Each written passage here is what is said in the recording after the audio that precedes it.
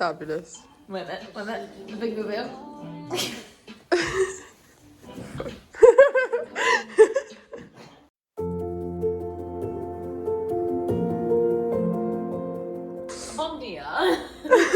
Good morning, everyone. We are slightly hungover, if you can just see Annabelle in the bed in the corner there. It's been a bit of a slow start this morning.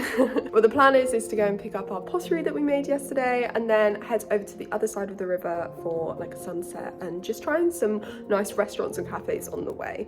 So yeah, and then unfortunately this is our last day in Porto, so yeah, we're gonna have to try and make the most of it, and then we leave at 4 AM tomorrow morning. But anyway, we'll be fine.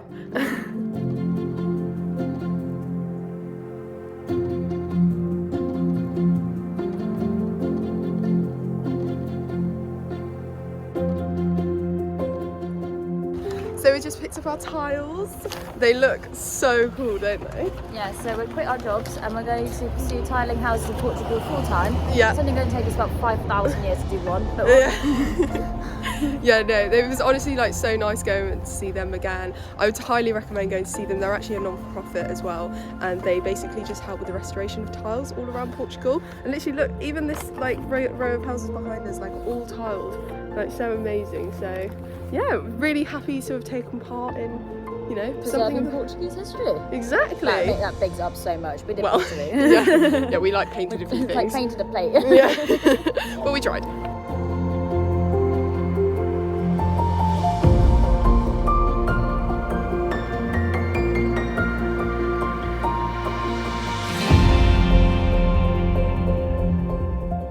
So we just had a lovely hungover lunch at Café Majestic. It was very lovely. It was super needed, to be perfectly honest, and that orange juice felt just divine. It's very unassuming on the front, but actually when you get in, it's absolutely gorgeous. So glad we went. Emma's somewhere dying. Oh, there she is. We're feeling slightly better. As I do tonic, we are back. God, I literally don't know how she does it, but here we are.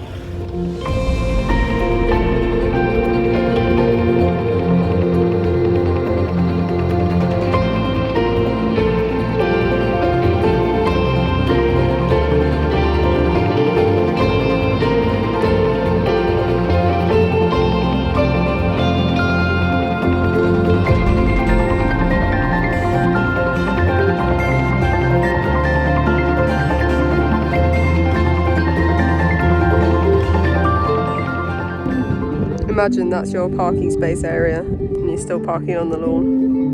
So we're just chilling here at the Porto Cathedral, and I think it's called like Sé Cathedral in Portuguese, but it's absolutely gorgeous, stunning. The views are incredible. Views of the whole city each way. Blissful, blissful.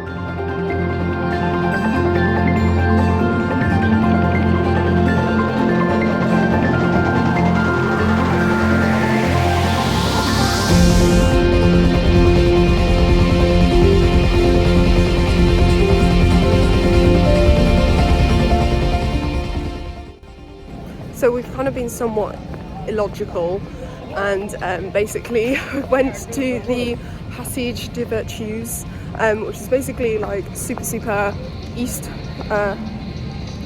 west of the city, and now we've just walked all the way back the area that we just walked, and we're now about to cross the bridge to go onto the other side of Porto, which is really exciting because we haven't actually done that yet, and it's going to be just in time for sunset. So we are on this bridge in literally the centre of Porto, and for some reason I feel like I'm getting vertigo. I'm literally not scared of heights at all, but there's like random cracks in the floor we can just like see to your death, and like I'm just not vibing it, and it just feels really weird, so we're kind of a little bit scared, so we're just gonna like run over. Excellent footage of you trying to cross the bridge without looking down. Yeah, it's fucking terrifying, I'm not gonna lie. Like it's actually so high up. Actually, I'm not going to say that, I don't want to think about it. But the views are nice. The views are nice.